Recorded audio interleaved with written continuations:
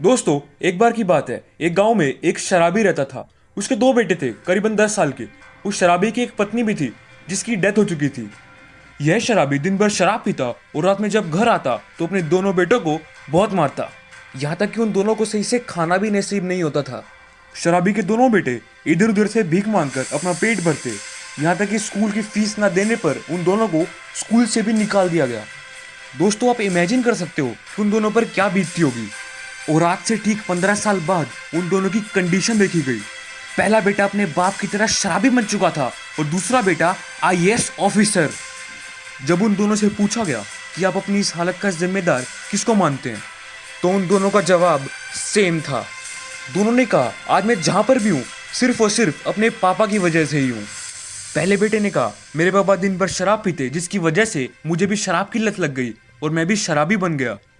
लेकिन दूसरे बेटे ने कहा, मैं अपने पापा को देखता, वह दिन भर शराब पीते और हमें घर आकर बहुत मारते। यहाँ तक कि उनकी समाज में कोई इज्जत ही नहीं थी। जभी से मैंने फैसला किया कि मैं ऐसे नहीं जी सकता, मुझे इन सब से बाहर निकलना है, कुछ अलग करना है, ताकि ये दुनिया मुझे याद रखे। और आज मैं जहाँ पर भी हूँ उसका श्रेय मैं अपने पापा को देता हूँ।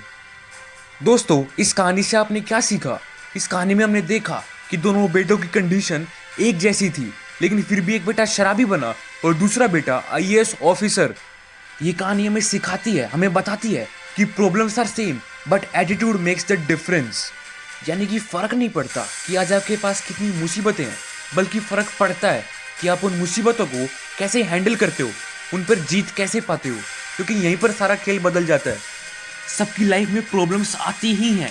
इस दुनिया में ऐसा कोई इंसान नहीं है जिसकी लाइफ में प्रॉब्लम्स ना आई हो।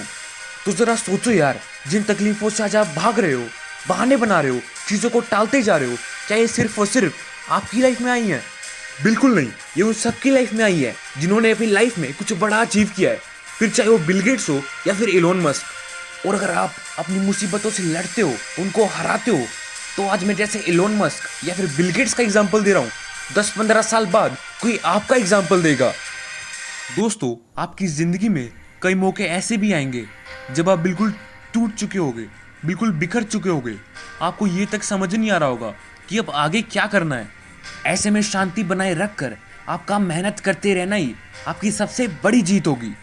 और हमेशा याद रखो कि कामयाबी एक दिन में नहीं मिलती, बल्कि एक दिन ज़रूर मिलती है। तो उठो, लड़ो और खुद को एक ब्रांड बनाना शुरू कर दो।